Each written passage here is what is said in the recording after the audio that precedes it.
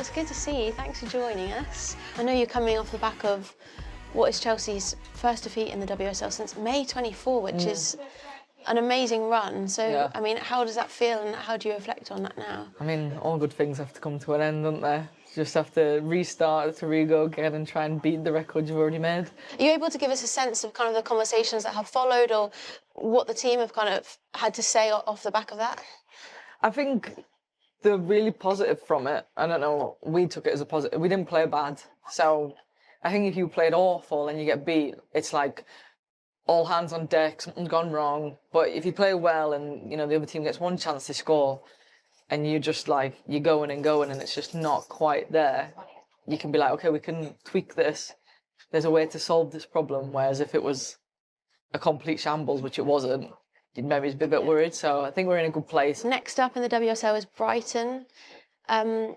What is the approach to that? And is there anything in particular coming off the back of the Everton game that you think you want to look at for the Brighton fixture? I think we just want to score more goals, yeah. I think we were so close to scoring 3 or 4 goals against Everton. Similarly against Liverpool the game before that as well. So I think we just need to get the ball in the back of the net more often. I guess that's what everybody's trying to do. But yeah, it's important that we get back to winning, get the 3 points, keep the pressure on City, keep the pressure on at the top. And yeah, I mean, we're not even at the halfway point, but the season's... I've been part of the WSL when it's gone to the last day. So not all hope's lost and we just keep focused on like say the next game, which is Brighton. Yeah, it is exciting. But have you had a chance to reflect on 2025 or is it too soon? Because it feels like it has been some year.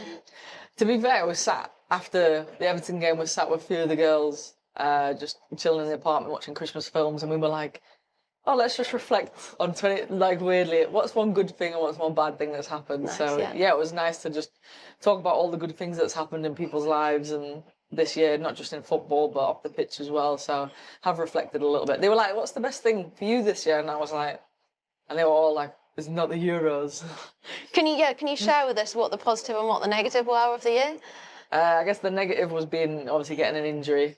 The positive, I think they just said it was the Euros for me. But I guess just being healthy in general, like, a bit of a cliche, but I just don't take anything for granted. But chat to us a bit about your injury, because amazing, really, people hearing after us about you playing on with a fractured shin. How was that, and how did that feel for you? Yeah, I mean, it was painful. I think people are like, oh, how did you play? But it wasn't probably that affected me the most. It was beforehand having to prepare for a tournament, knowing that I wasn't allowed to train all the time. I wasn't fully fit. I wasn't at my best, and I knew that. But it wasn't something that I was going to tell everybody else. I wanted to just give out confidence to my teammates and in myself and not think negatively. But going into a tournament unprepared just give me like a really bad feeling. So that was harder than playing with pain and stuff. I can do that. I can take some painkillers, and it was really excruciating pain, but I managed it. I knew the risks and stuff like that. But yeah, it was more just me being like, I need to give what I can for the team to play well, and maybe I might not be at my best, but I need to just do what I can. So even if you can't train to your best then, you've been there, you've done it all. Yeah. You can kind of lean on all that experience. Yeah, definitely. And I mean, I've played with players who've played with broken legs, torn ACLs, people who, like the generation above me, they've played with some horrific injuries that obviously the spotlight just wasn't there. So it wasn't made a big deal. I think that's why for me, I was like, it's not that deep. Like, whereas the younger players are like, can't wait to tell everybody that you've done this. And I was like, I don't think it's going to be a big deal. Like, plenty of players done it wearing an England shirt that I've played with. Now, in terms of the Lionesses, you have reached an incredible milestone and equaling Carney's record, 144. Was that something you were able to enjoy and appreciate? Being on that list and slowly make my way up, and seeing like Kelly Smith's name, and then Casey Stoney, Alex Scott, Rachel Yankee, like all these players that I played with, but I also grew up admiring and watching. So it's been a bit of a journey, and celebrating each milestone and sharing the spot with someone like Kaz now is actually really nice, because I get to like we spoke about it. So Kaz texted me and was like 144, and we were like texting, and it's nice to be able to share with like the people who I think I've done so much for the game as well, and maybe in me getting a bit of attention, it also shines a spotlight on how amazing their career was to get that far, because I'm doing it in real time and people can see how difficult it is. You mentioned you're a big fan of Kaz at the minute, but I've seen on your Instagram story you've been sharing videos of her dancing. So what have you made of it? Because she's been incredible. She's so good.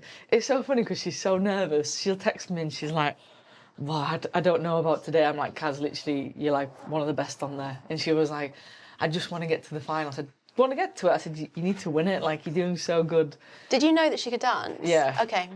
The people who've played with Kaz at England and a few club teams, I think we all know that she's got that bit of hip-hop break dancing in the locker. Not that she did it that often. Can you see yourself on the dance floor? Nah. I said when Kaz went on it, I was like, I can't go on now because I know she's going to be so good. Tough act to follow. Yeah, so then if I went on it, it'd just be compared to Carney. And I'd be like, well, I've maybe got the confident, outgoing bit, but I think she's got like the background in dancing that I just don't have. How do you enjoy working and mentoring younger players coming through, and is that something that's important to you? It is now, and I'll be totally honest, I think in my mid-20s, it really wasn't on my radar. I was like, if I'm the best, and I'm the best that I can be, that's it. That's what team is. Like, everyone just being at their best, focus on yourself, stay in your lane, do what you need to do, and the team will win. And I think as I got older, I was like, that not everybody has the same mindset or capabilities, and they're going through things on the pitch or off the pitch that means that some things are a little bit more difficult. It took me a while to clock that. But when I started to realise that, I was like, okay, I need to give more to the other people if they don't feel the same way as me, because I just assumed that everyone did because they play football and they love it, because that's what I do. I feel like that's definitely my role now, is to make sure that younger players understand, and I want them to have an even better time than I had, and an even bigger career than I had, so I can just pass on all my knowledge to them. Well, we wish you the best of luck this weekend, and I know a couple of weeks ago, but a very Merry Christmas as well. Thank you. Thank you.